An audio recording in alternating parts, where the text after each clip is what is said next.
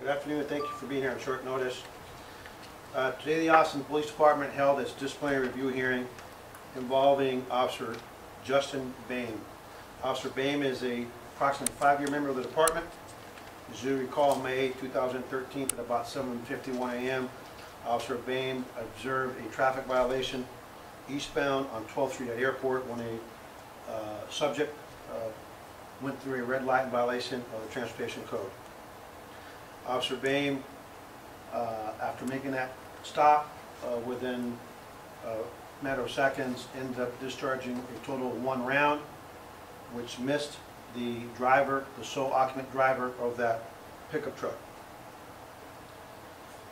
Before I go into exactly what the chain of command did, it's important for this community to know that, as always, we take the use of deadly force, the discharge of a firearm, very seriously in this city, in this department. It's important for the community to know that our department holds our officers to standards that are higher than what the law requires of them. This is a burden that we all take because it's a responsibility that we have to the community to ensure that when we use deadly force, that it's done so consistent with our training, consistent with our policies, which again is more restrictive than the law. After extensive investigations by the District Attorney's Office in conjunction with the Special Investigations Unit, as you all know, last week he was no-billed by a grand jury. We also conducted an administrative investigation.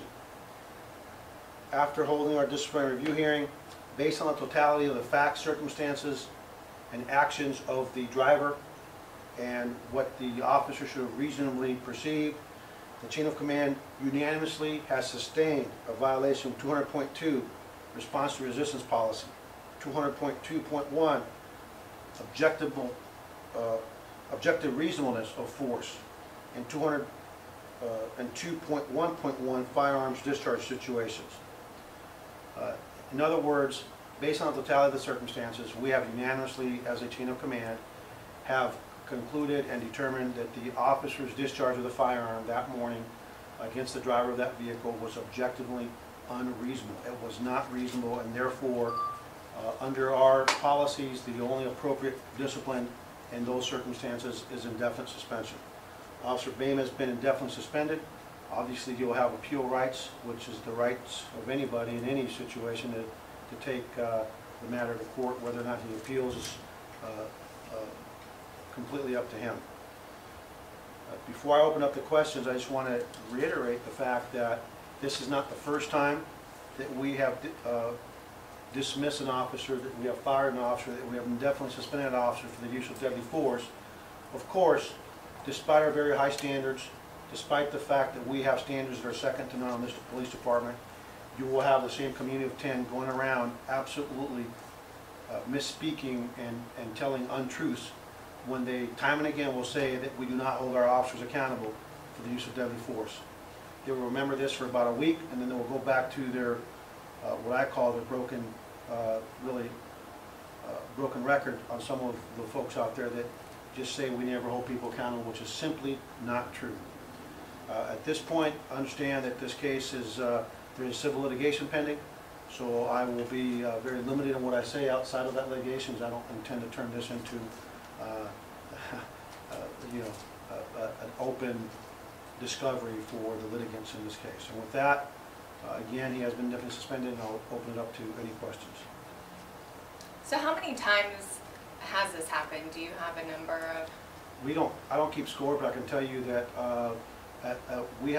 I have fired officers for the unreasonable discharge of their firearms on multiple occasions since I've been here. I can think of 3 or 4 since I've been here off the top of my head, but it's been multiple officers. And we fired officers for use of force less than deadly force. As you all know, we fired an officer for a slap of somebody that spit in that officer's face. We have fired officers before, and sadly things happen. I don't think this makes Officer Boehm a bad person, but based on the totality of the circumstances, we don't believe he needs to be a member of the Austin Police Department. Some people have been saying, some civil rights groups have been saying that maybe the policy should change, maybe there should be different training. I think, quite frankly, that our training is second to none. We have some of the most rigorous training requirements in the state of Texas. Our people now go and train on the use of deadly force, on tactics and situations involving confrontation with this community on a monthly basis. I promise you, you will not find another department in the state of Texas that trains as extensively as we do as it relates to, that every month goes and trains on the use of deadly force with live fire, with simunitions, with force-on-force training, which means that we use simunitions and as we clear buildings or cars that a suspect may come out firing or what have you. Our training standard, our training requirements, I believe, are second to none. From our academy training all the way through ongoing training, especially as it relates to the use of deadly force. At this point, the suspension is indefinite. Is there any chances that that suspension could be lifted, or he could be back on the force? Not unless I'm ordered by a arbitrator or a court of law to bring him back. I can tell you that something that is not really talked about very often in this city. We have a very, very solid track record in the Austin Police Department since I've been here in 2007 of winning our indefinite suspensions. I would say that we win over probably about 95% of the times. If you're indefinitely suspended, the chances of getting your job back are very slim, because we take our duties very seriously. We don't look to see which way the wind's blowing. We look at the facts, and we don't look at the facts based on what happened 10 years ago, which is what sometimes happens with some of our community advocates. They don't want to take each incident individually. We look at every individual incident. We put a box around it, and that's what we're looking at in terms of the appropriateness of use of force. We don't muddy the waters by talking about this is our 10th shooting and this is our first shooting. That's irrelevant. What is relevant to the people of the city, what should be relevant to the people of the city, what should be relevant to this police department, and what is relevant to this police department is whether or not that use of force is objectively reasonable. I will never be up here as a police chief and say, hey, we've had 10 officer-involved shootings, so guess what, guys, ladies? You have no right to defend yourself. You have no right to defend somebody else, no matter what the circumstances are, because the community has decided that 7 shootings is too much. That's not what the law requires, and that will never be what we require. We require officers, and we hold them to a higher standard than the law requires of them, to be objectively reasonable based on the totality of the circumstances. And that's what we'll be looking at, not none. Can you talk a little bit more about what changed from what was said initially at the scene of the shooting, that Mr. Barton made furtive movements and... Nothing, absolutely nothing's changed. Mr. Barton did make furtive movements. That's accurate. But when you look at the totality of the circumstances, the officer indicated in the investigation, he referenced 2 movements that he made inside the vehicle, which the investigation revealed that in fact did occur, that Mr. Martin made one move to put down his cell phone, another move to put his vehicle, activate his vehicle parking mechanism. And that can be interpreted as a further movement. It is a movement that an officer can reasonably use some caution. But when you look at the totality of this incident, and you look at Mr. Barton's actions, the officer's actions, it was objectively unreasonable. And then the other thing that was really disturbing to the chain is, even after we see the wallet on the ground, our officer sees the wallet on the ground, it's clearly a wallet, he now knows it wasn't a firearm. His conduct subsequent to seeing that was not consistent with what we expect of the Austin Police Department. Anything else? What has been the officer's reaction? Well, the officer, I can't speak for him.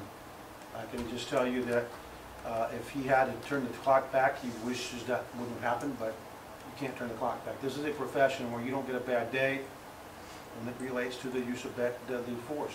It's either reasonable, objectively reasonable, or it's objectively not reasonable. In this case, like I said again, it doesn't make him a bad person. You know, this doesn't speak to Officer Boehm as an individual, as a human being. But in this case, when you take on this profession, you're held to high standards. Regardless of what the community of 10 will tell you, we hold our officers to very high standards. And when you don't meet those standards and you utilize deadly force, or deploy deadly force, our requirements are that you're indefinitely suspended. And we're not going to apologize for that because our people are too good. And if you talk to our officers, they are second to none. They're an outstanding group, and we must hold people to those high standards. Will you be releasing audio and video? The audio and video is already released. It was released by the district attorney's office last week after they no-billed the officers. So that's already out there in the public realm. We will post it because the media sometimes will just post pieces of it. We will post it internally for our officers so they can capture and see with their own eyes the incident post-stop and after the stop, so that I want them to be able to see for themselves and judge for themselves what they see on the video. Anything else?